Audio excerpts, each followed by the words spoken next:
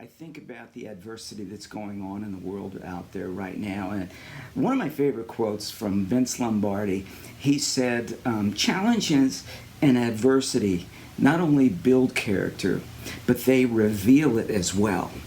And in these times of crisis, we see people's real character out there.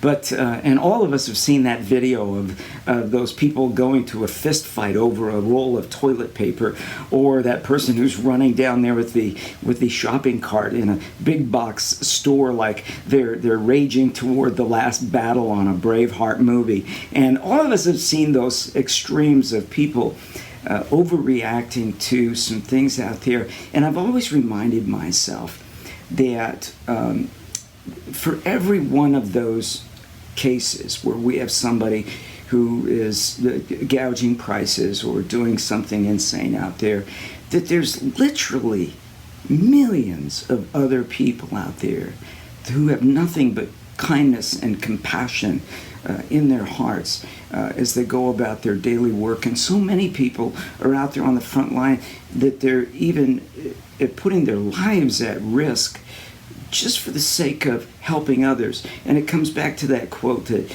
adversity and challenges reveal our character, and you see the real person comes through in our time of need.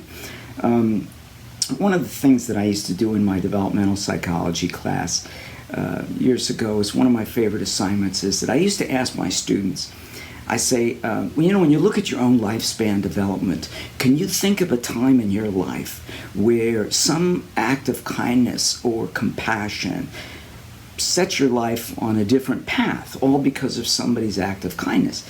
And I loved this assignment. And all I asked the students to do was to write down a page or two at the most. And the stories that came in were really wonderful. People would talk about coaches and teachers and parents and people in their lives that changed them through their kindness and through their goodness. And sometimes it would just be some anonymous person on the highway that helped somebody in the middle of the night.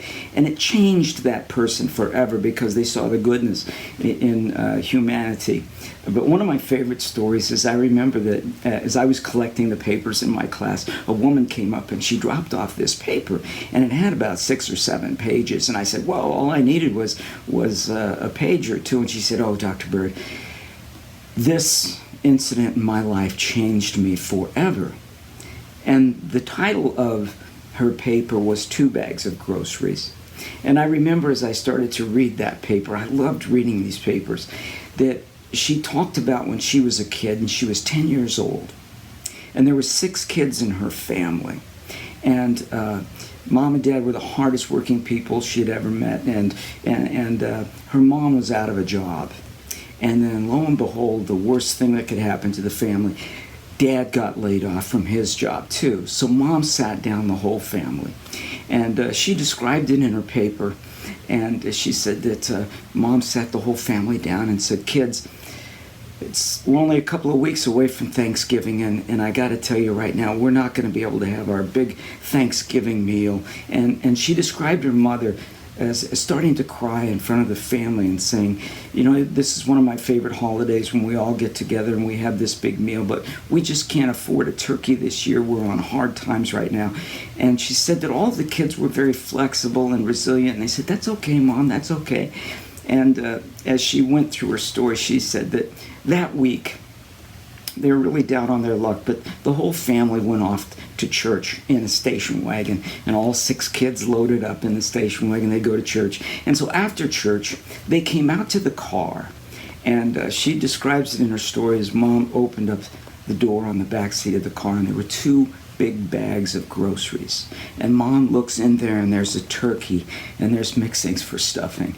And she talked about her mom leaning on the car, just crying her eyes out and saying, oh my goodness, kids, can you believe what someone did for us? Look at what we have here. And she said that her mother was just so overwhelmed with gratitude for someone's kindness and compassion. And then she went on to say that in the story, her father and mother sat down with all the kids, and they said, this is going to be the best Thanksgiving ever. And while they were having their meal, Dad said, that's one of the nicest things anyone's ever done for us. And we are going to get back on our feet. And I'll tell you what we're going to do in the meantime is that those other people out there that are in their time of need too, we're going to help them. And she said that the whole family devoted a certain amount of the time after that single incident of 2 bags of groceries. And this woman, at the end of her story, she says that now she's 40 years old and she works in this office. And to this day, she knows that somebody in the office is having a bad day. And she'll leave a little box of chocolates, in their car or on their desk with a little note that says, "Someone's thinking about you. I love you."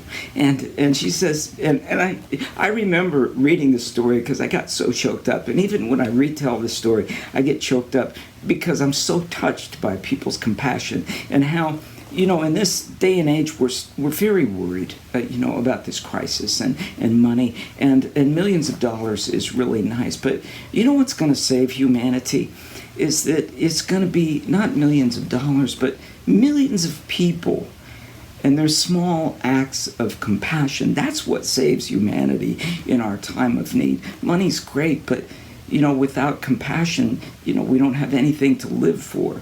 And with that note, think about this for a minute, that all those people that are out there that are direct support professionals or working with offices of family and children's services or educators and who are working from home to develop lessons and first responders and police, they're all out there on the front line. And on a daily basis, they're doing these things for no other reason that's who they are. It's their genetic makeup. It's who they are, and it's why they give to the world. And and maybe we're stuck at home, and we can't go out there on the front line. But I really believe that in all that we do every day, we can deliver our 2 bags of groceries, so to speak. Whether it be something you did anonymously to help somebody, or you just call up a friend and say, hey, I'm grateful to have you in my life. My mother is quarantined in an assisted living, and so many people are calling her every day. Family members and her kids are calling her just to say, I love you, and I'm grateful to have you in my life. And every time I talk to her, she's all very perky and happy about life. And it's amazing what compassion can do to brighten our day. So in these times of difficulty, I hope that we're going to stay focused on those things that we're grateful for, that we're going to stay focused on the gratefulness for the things that happened in our lives that made us the people that we are. That's why we're all coming to the aid of each other. People really want to help each other during this time because that's who we are.